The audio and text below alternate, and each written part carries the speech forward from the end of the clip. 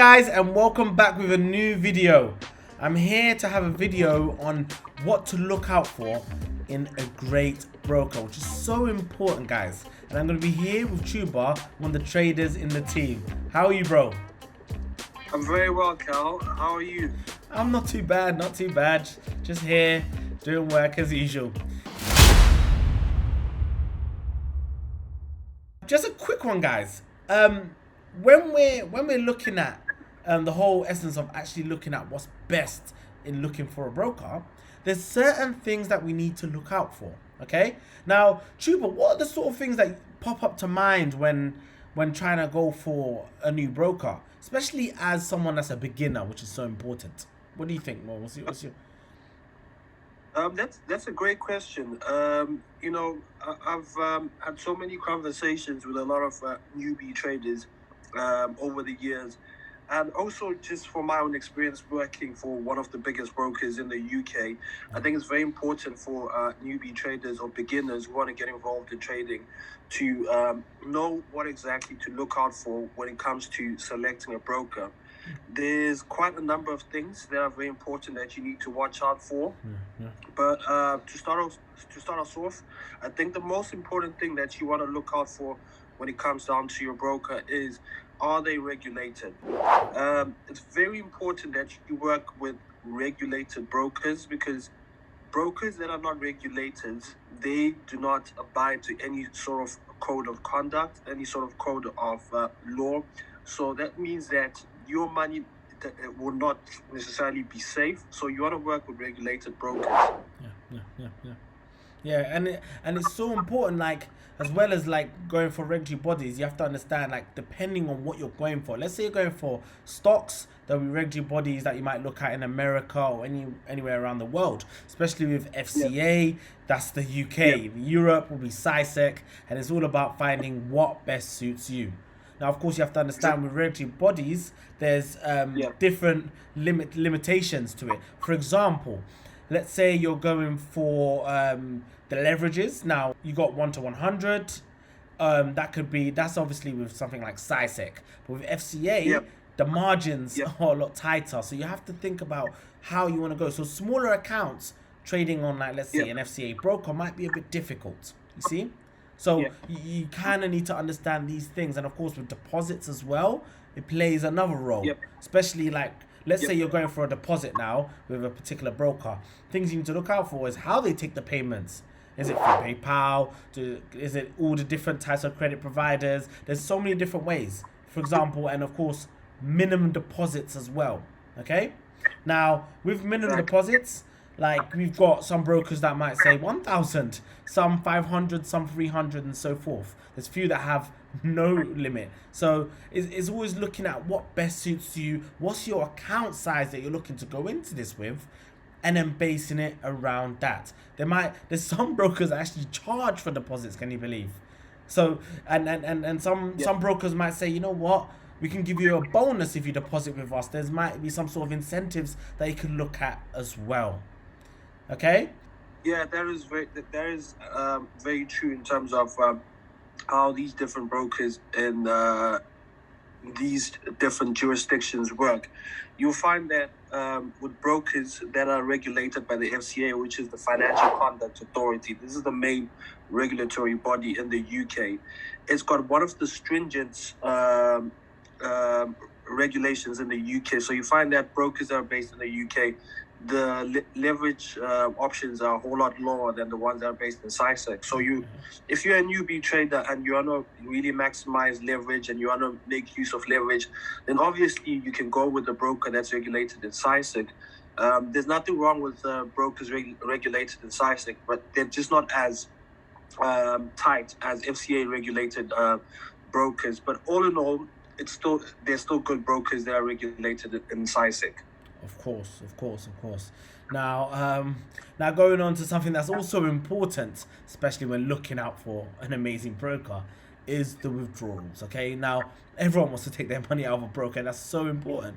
Now, the things you need to ask is there any fees attached? Some brokers might charge for withdrawals, some not.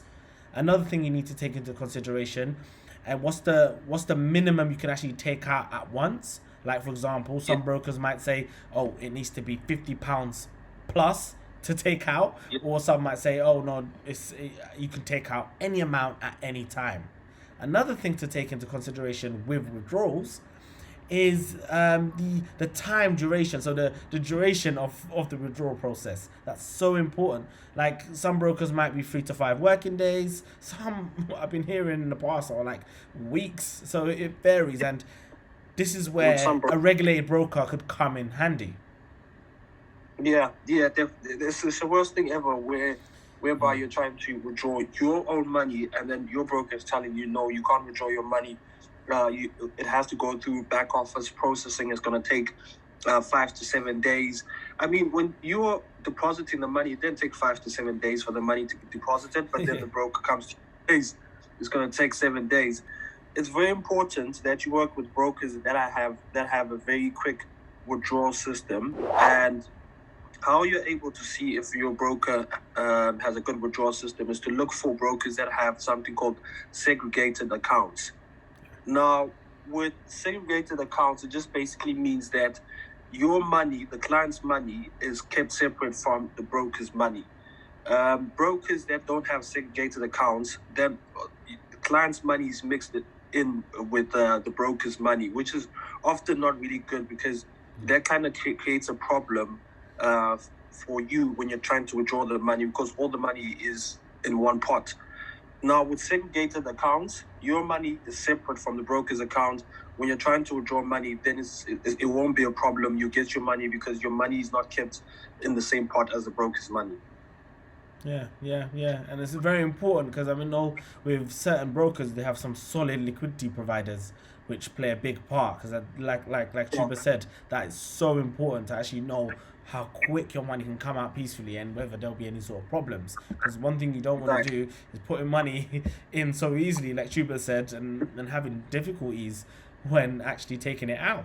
So Chuba, so what's your take on actually having like platforms that may not have an MT4, not compatible with it, and probably just having a web trader? Because from what I know, like with, for example, IG Index and a few other brokers, their web traders are actually, could say, even better than MT4. But then there is a saying where people feel like MT4 is really nice, user-friendly platform where people can just trade, and a lot of people actually use it. So I don't know. What's your take on that one? Because you know what, I agree. IG Index has they have a phenomenal web trader platform. You could do everything. You could honestly say it's actually better than the MT4 platform. The reason why a lot of people prefer MT4 obviously is because of the user-friendly interface. It's simple to use. It's a great platform to start trading on when you're starting off. But I would say that as a beginner, you ideally I would suggest starting off with MT4, due to how easy the interface is, how user-friendly the interface is. So when you're looking out for a broker, try to look for a broker that has MT4. I wouldn't suggest MT5. MT5 is known for having some system issues. It lags. It has some bugs.